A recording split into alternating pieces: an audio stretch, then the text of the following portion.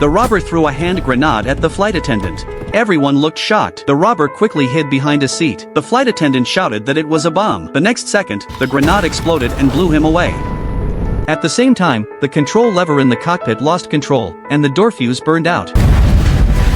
The explosion created a big hole in the plane, and it started to fall. A tall mountain appeared ahead. The captain woke up and immediately lifted the plane. With their effort, they narrowly escaped disaster. When the altitude became stable, the co-pilot found that all passengers had fainted from lack of oxygen. He was about to call for help, but the robber woke up. The robber held a knife to his neck and forced him to fly toward North Korea. However, the aircraft needed repair, or it would crash. The robber then allowed the co-pilot to fix it. The co-pilot pressed a suitcase against the hole and used a net with the flight attendant to secure it. The passengers were terrified. The robber pulled out another bomb to threaten them.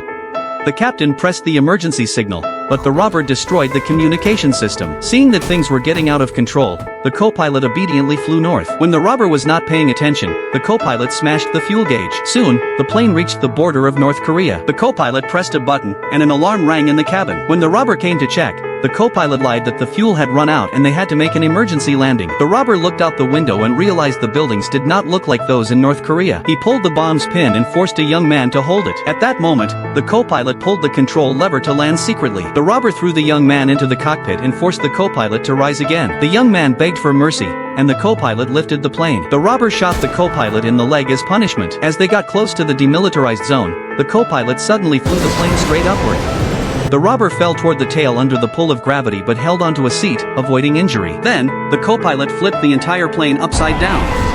The robber was thrown hard and started crawling toward the cockpit. The co-pilot saw him and turned the steering wheel again, flipping the plane once more. The robber hit the wall of the cabin and was badly injured. The co-pilot handed control to the captain and fought the robber himself. Security guards finally grabbed a pistol and shot the robber dead. But before dying, the robber pulled the bomb's pin. The co-pilot stood in front of it and used a steel plate to block the blast. The explosion went off, and blood covered his body.